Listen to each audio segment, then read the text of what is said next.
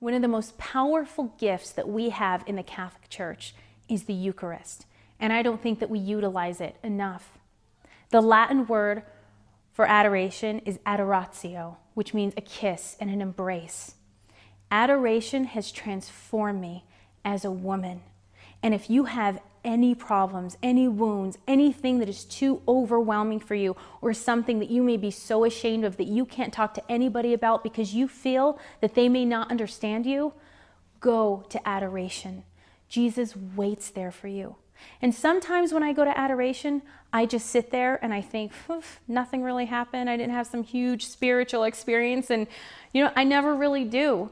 But there's an amazing analogy that I heard that I think is perfect for this.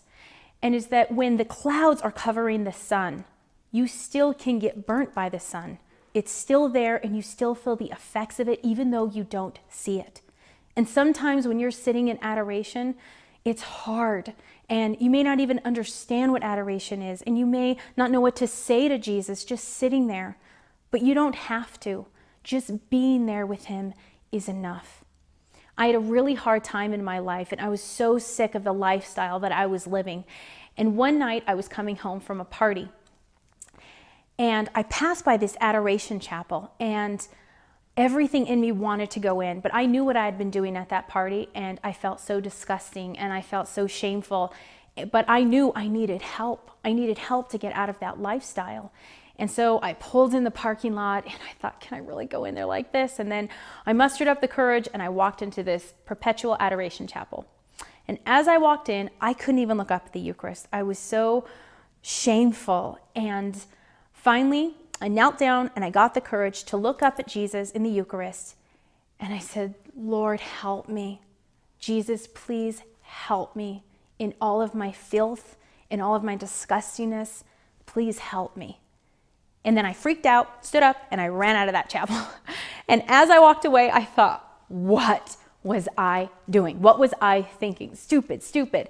But now that I look back at that situation, that was a huge turning point in my life, because I realized that God just didn't want my good, that God just didn't want me to be a saint and then he was going to love me, but that God truly wanted to meet me where I was at. He wanted to love me in all of my shame and all of my filth and everything that I had done. He wanted to love me right where I was.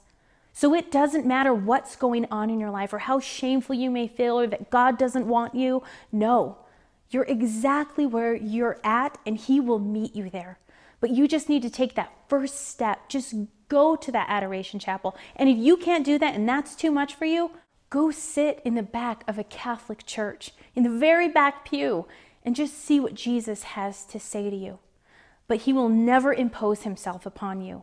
You always need to just take that first step and he will lead you the rest of the way. Because there are no problems, there's no situation that is too big for him, that you walk out of that adoration chapel that he can't handle. Never be afraid to go to Jesus with anything. Face it, own it, heal it. I'll be praying for you.